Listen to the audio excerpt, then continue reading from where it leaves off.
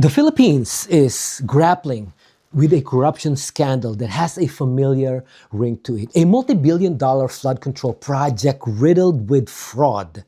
This isn't just a local issue. It's a stark reminder of the global fight against government misuse of funds.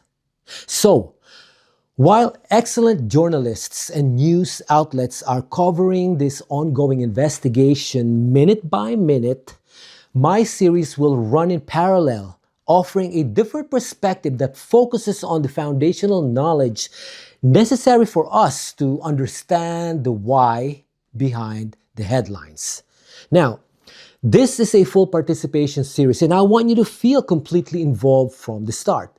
Together, we'll unpack the complexities of government and public service.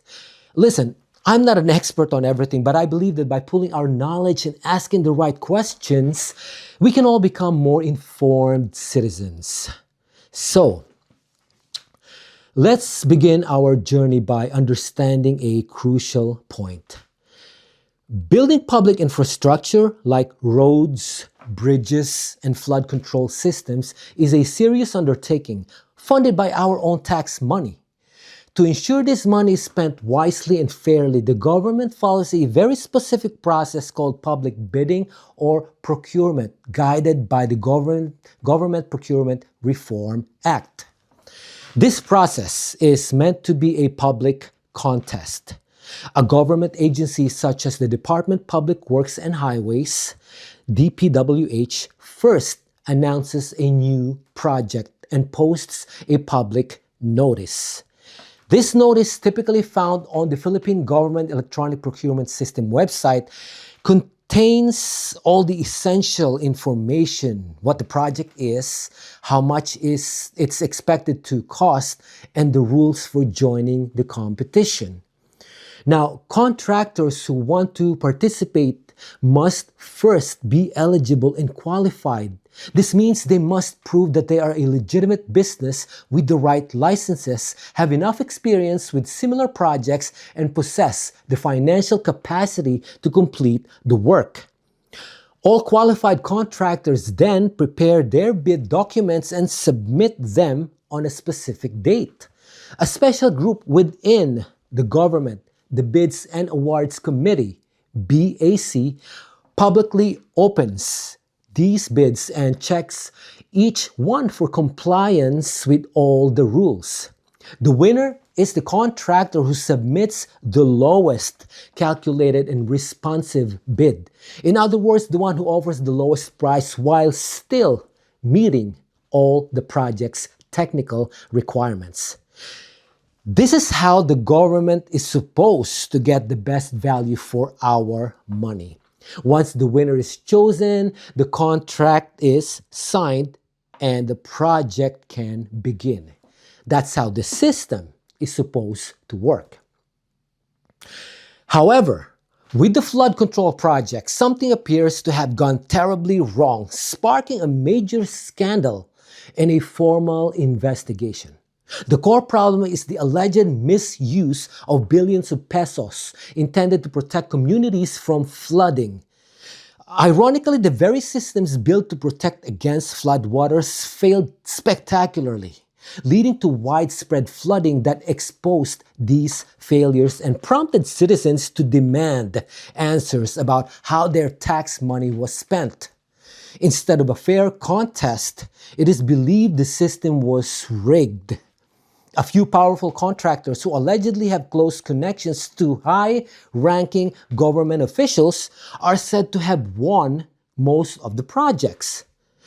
There are also accusations of ghost projects, those that were paid for but never built, or that the quality of the work was incredibly poor. Imagine a flood wall so weak it couldn't actually stop a flood, putting lives at risk. The most serious allegation is that some officials received huge kickbacks, which are illegal payments in exchange for ensuring a specific contractor wins the bid. This could be why the quality of the project suffered. If a portion of the budget is being siphoned off as a kickback, there's less money left to pay for proper materials and labor. The scandal has become so public that both the Senate and the President have launched investigations. A wealthy contracting couple has even come forward, testifying in public that they were allegedly forced to pay huge sums to politicians to secure projects. These testimonies have enraged the public and highlighted the long-standing problem of corruption in government. It shows us exactly why understanding this process is so important. It's the best way to ensure our money is being spent the right way. So, what you've just heard is the big picture, the way things are supposed to be and the way they've allegedly gone wrong.